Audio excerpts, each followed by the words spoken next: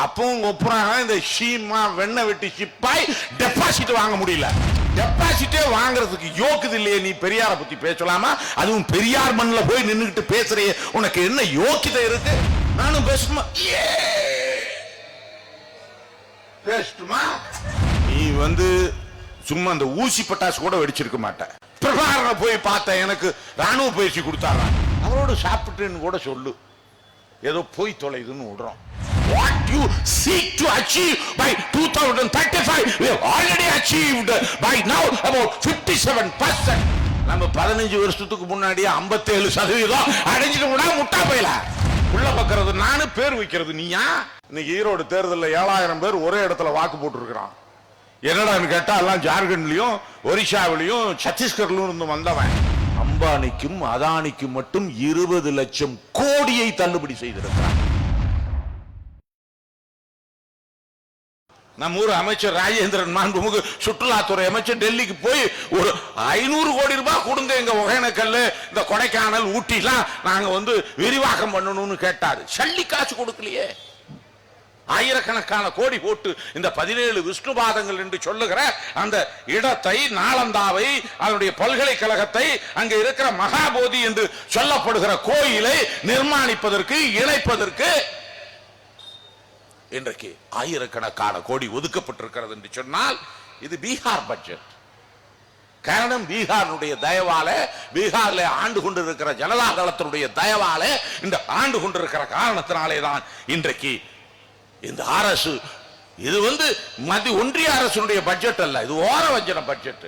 நமக்கு பரவாயில்ல, கர்நாடகாவுக்கு 20 பைசா தான் கொடுக்கிறான். காரணம், இங்க காங்கிரஸ் ஆட்சி. ஆக தேசிய ஆராய்ச்சி கூடத்தை, உணவு ஆராய்ச்சி கூடத்தை எங்கே பாட்னாவிலே போடுகிறான்.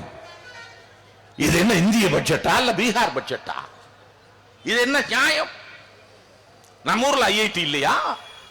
திருச்சியில ஒரு ஐஐடி போடக்கூடாதா? கோயம்புத்தூர்ல ஒரு ஐஐடி போடக்கூடாதா? அங்க இருக்கிற ஐஐடிக்கு 1000 கோடி ரூபாய் கொடுக்கிறான். பாட்னாவில் இருக்க இந்தியன் இன்ஸ்டிடியூட் ஆஃப் டெக்னாலஜி. இந்த அறிவிப்புகள் அனைத்தும் இருக்கிற பீகார் மாநிலத்திற்கு.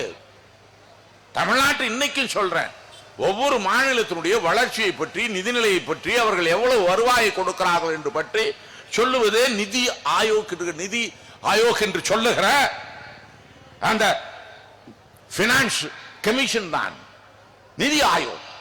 அதனுடைய அறிக்கை இன்றைக்கு என்ன சொல்லுகிறது? தமிழ்நாடு எல்லாத்திலும் முதன்மையாக இருக்கிறது, கல்வித்துறையிலே முதன்மையாக இருக்கிறது. காரணம், கல்விக்குத்தான் இன்றைக்கு நம்முடைய தளபதி 48,000 கோடி நிதி ஒதுக்கி இருக்கிறார். அருமை தம்பி மகேஷ் பொய்யாமொழி அவர்களுடைய தலைமையிலே இன்றைக்கு கல்வித்துறை பீடு நடை போட்டுக் கொண்டிருக்கிறது. இந்த கல்வித்துறையை எப்படியெல்லாம் சீர்குலைக்கிறான் என்பதற்கு நாம் மணிக்கணக்கிலே, மாத கணக்கிலே போக வேண்டும். புதிய கல்விக் கொள்கை என்று இன்றைக்கு நிர்மூலமாக்குகிறான் தமிழ்நாட்டுடைய கல்வியை.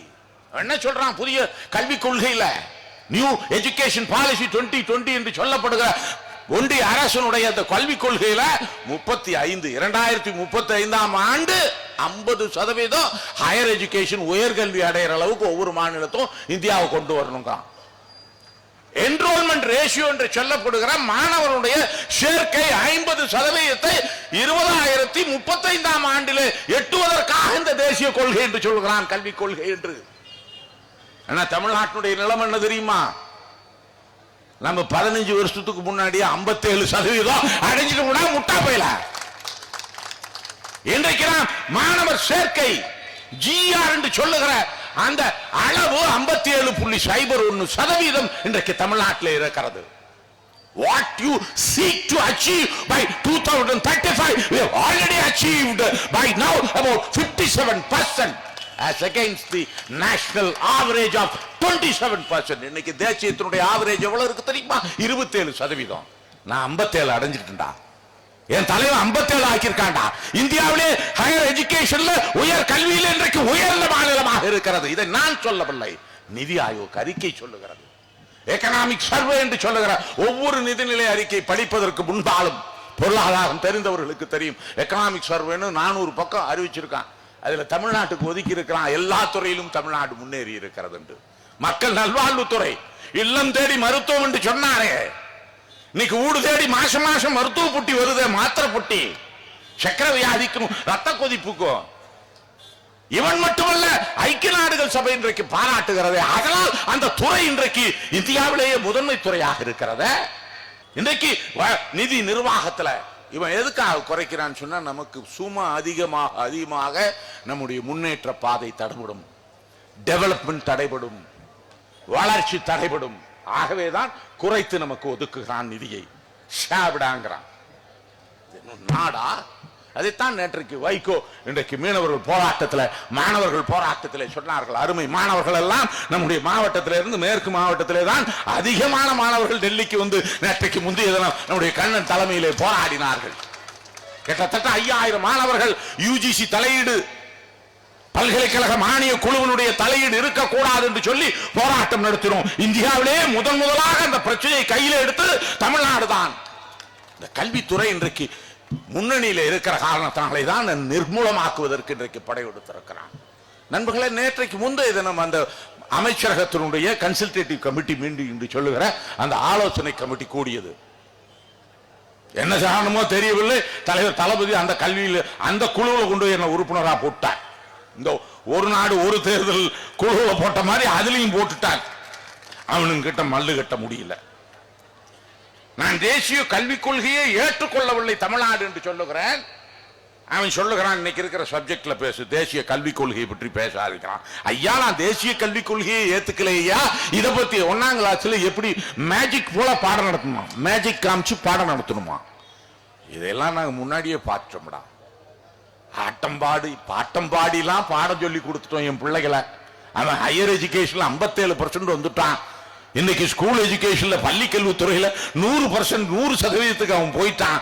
அவனை போய் இன்னைக்கு மேஜிக் காமிச்சு பாடம் நடத்தணும்னு சொல்றியா? அதுல நான் கத்து சொல்ல முடியாது.